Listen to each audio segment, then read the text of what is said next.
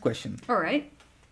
One of the remarks in the report, as released by the Pentagon of June 25th of this year, is about UAPs being witnessed more often around military training and testing grounds. Now, they do add some explanations to themselves already, such as the higher rate of surveillance and latest generation sensors operating in those areas, including the guidance to report anomalies. Nonetheless, is this an actual fact? Do extra-dimensionals such as yourself focus more on such areas?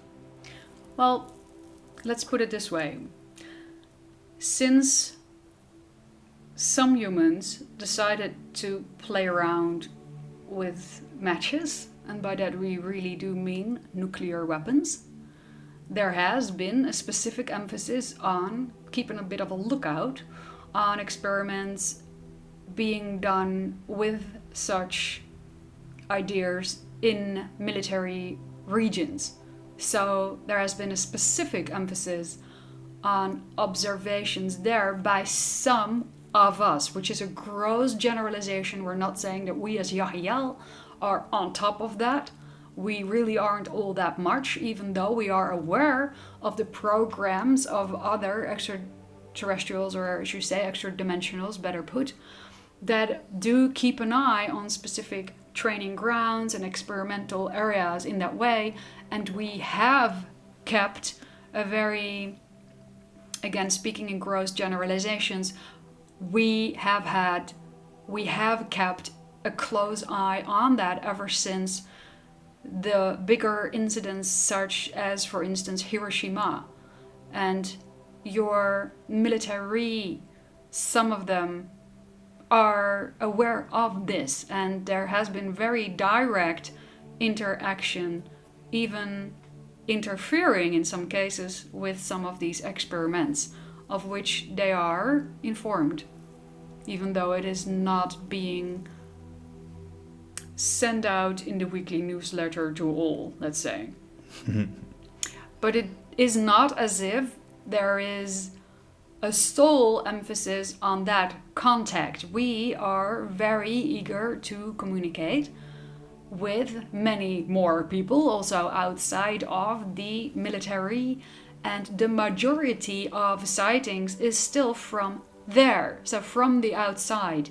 It is just as already posed in your question, often the case that in such military grounds, the material to actually register these type of encounters are very much at hand, and so more of that is being noted down, and obviously in a way it is often more in their face because some of them very clearly do understand, we are aware of what kind of game is being played there with this particular technology, which you call nuclear energy. So you already explained that when you show yourself to us, it's because of the fact that you want us to be in comfort with your presence. Oh, well, we're inviting you to be at ease with seeing us, but we understand very clearly that it may still come as a shock or a surprise when somebody sees one of our ships for the, they think, first time.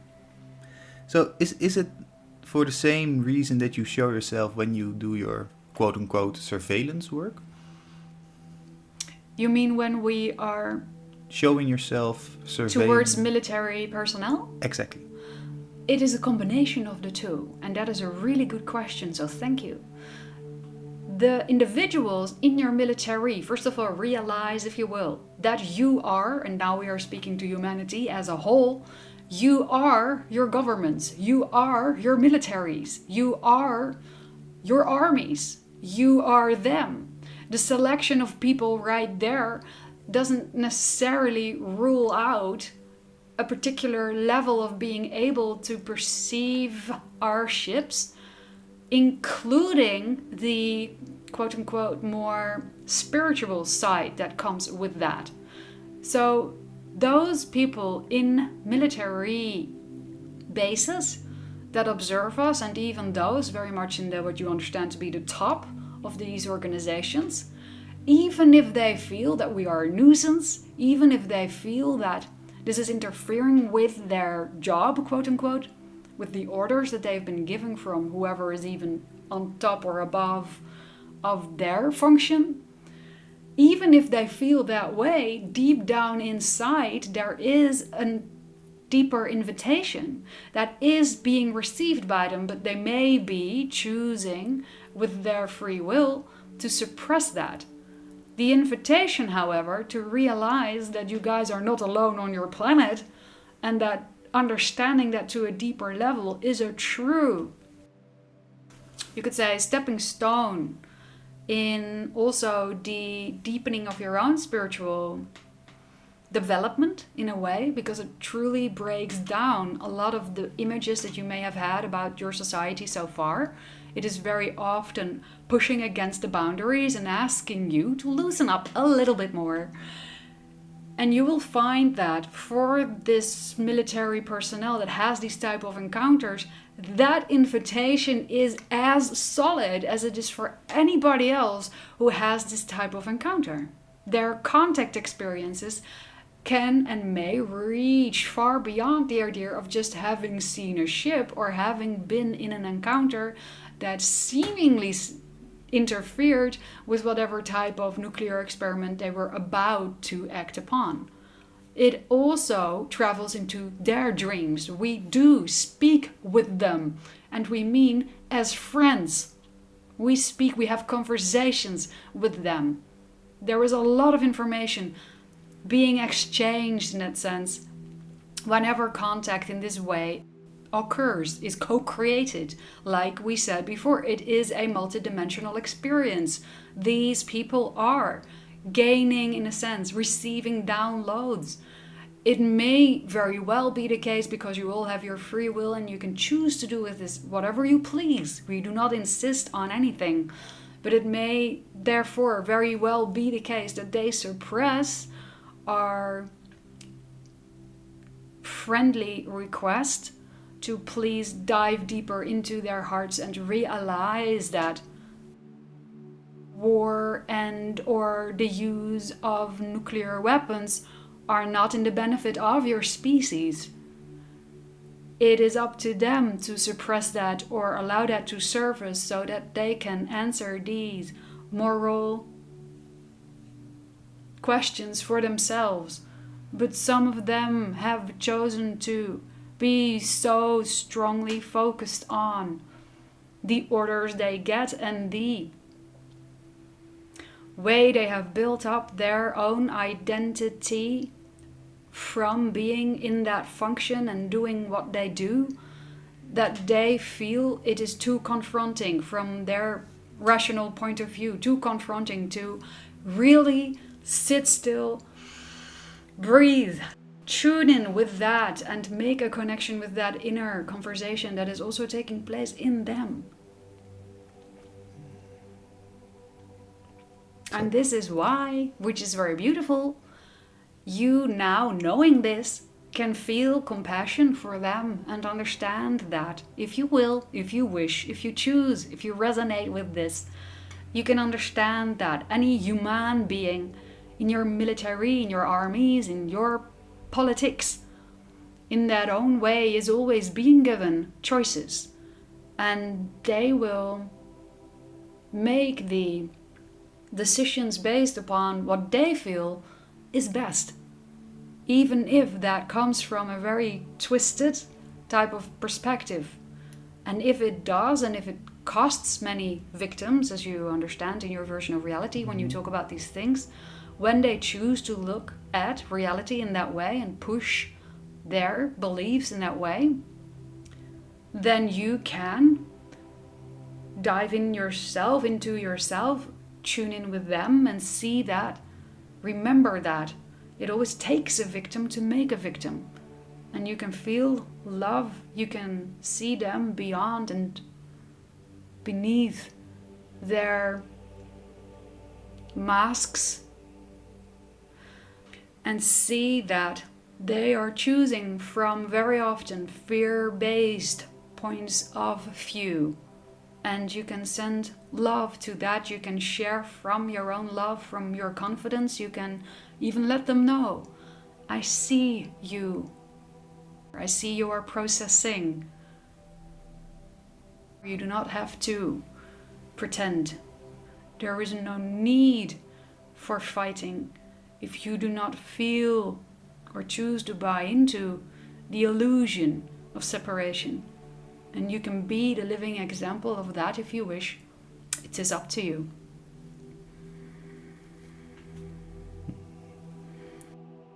Beautiful. Thank you. Thank you. The next question from a viewer. I have also seen a documentary on Netflix titled Bob Lazar, Area 51 and Flying Saucers, wherein a man named Bob Lazar shares having seen a huge hangar full of different types of UFOs that were all, quote-unquote, kept secret by some classified US military project. Is this guy telling the truth? Are these his real experiences, or is he just confused and looking for attention? Oh, looking for attention? To the one asking the question, if you have seen this particular documentary, then you understand that if you have listened truly with your heart and mind in alignment, that this guy is not looking for attention. That if anything, he wished in some way he had not seen what he has seen. His experiences have been real. He is speaking the truth.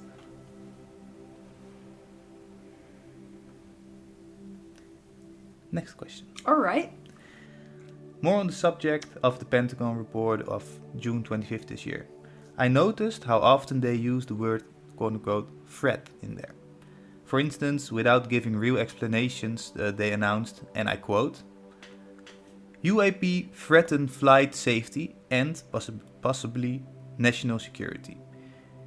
UAP pose a hazard to safety of flight and could pose a broader danger if some instance represent sophisticated collection against US military activities by a foreign government or demonstrate a breakthrough aerospace technology by a potential adversary. How would you respond to that? Well, the statement itself shows the motivational mechanism from which most of your armies on your planet function and operate. It is defensive. There is fear being announced. There is concern for really no reason in that sense. This is all based on a very one-sided vision. If we were truly a threat, if we were after diminishing your planet and eating you all alive, don't you think we would have done it by now? You see, if there was true negative intent, it would have been understood by most of you that that was a real thing now. But the beauty is you have moved through these concepts largely through the ideas of your Hollywood movies already. You have collectively played out such scenarios in your minds, in your dreams, in your books, in your storytelling. And you have decided already as a collective in response to that, no thank you. We would not really prefer that type of a reality, which is in a sense very often what you do when you dream and have a nightmare, in a sense, or when you go and watch a horror movie. You realize that it is not real. You understand it is not in your physical reality. In that sense, it is understood by the rational mind that it is not a real threat. Yet you feel the adrenaline and you are responding to it partially as if it is real. That answer to a concept is as legit as it is in answer to a real event. You are speaking. You are constantly sending out messages, whether you're aware of that or not. This is why some people, when they have a nightmare, they dream of an incident that they fear might happen in real life, but usually never does. They're just dreaming it because they were afraid of it before. They made it tangible and visible to themselves in the blueprint level of your reality to play through the scenario, to feel what it would be like if that would actually happen, but not really, just real enough to get a taste of it, you could say. And often enough from that, they will realize, oh, all right, that's not really my preferred version of reality. No, thank you very much. And then they can let it be. They can integrate it because now it has been seen, it has been lived through in a way, and they can let it go. And in a sense, this is what happens with certain books, certain movies. And so on a mass scale, you have already played with the concept of angry Martians coming to take over your planet. And it has been answered to. You have answered to the concept and all of you said, no, thank you. So there was no need for that on your version of planet. There was no need for that to play out in the physical realm in that way.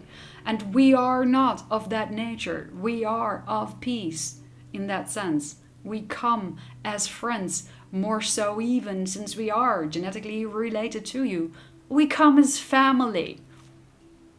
So why the spreading of all this fear then? How do you mean? Well, the statement was quite fearful.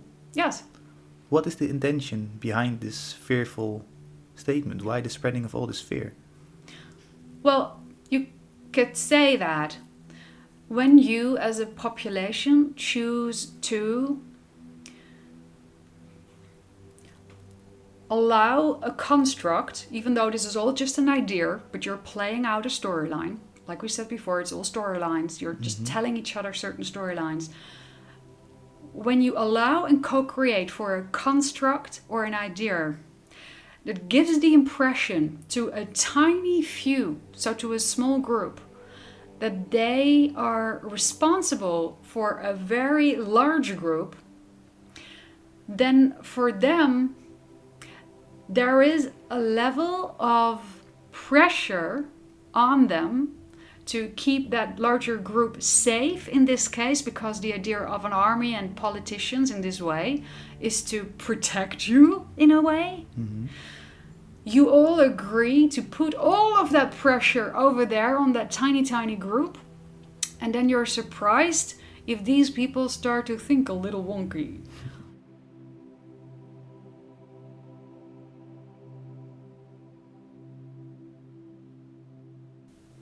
The statement made here by the Pentagon is really just underlining and pointing out the disbalance of the systems as you have set them up right now, as you are co-creating them to exist in your version of reality. Now, you can resist that. You can be angry or sad about that. You can also look at it for what it is and understand this is a stepping stone in your co-created evolutionary journey. And then if you look at it from a more detached way, like we just described, and not take it too personal, then you can also understand that statements such as these are just underlining what you have co-created. A system that feels, well, we wouldn't say so much responsible as much as over-responsible for the safety of others, and who also feel very much, of course this is a part of it, that they would lose face if something else turned out looking better or faster or more advanced, which was somehow smuggled into the last sentence of that description as you just quoted it. The threat of, what was it, more advanced aerospace technology. You see, that would only be a threat if you feel you need, you see there's the insistency, you need to be better. Or you lose something. Money, the illusion of power, your status, the respect of other people. Make a list. That's the storyline they're telling themselves, you see. takes a victim to make a victim. The amount of pressure on people who truly believe that to be true in their version of reality, for us, falls under signing up for a victim mentality. And that's when you become defensive. You feel attacked instead of inspired by seeing something that is more advanced than you. Because you could also see that as inspirational. Up to you. That would be the love-based angle to that. You see? Thank you. All right.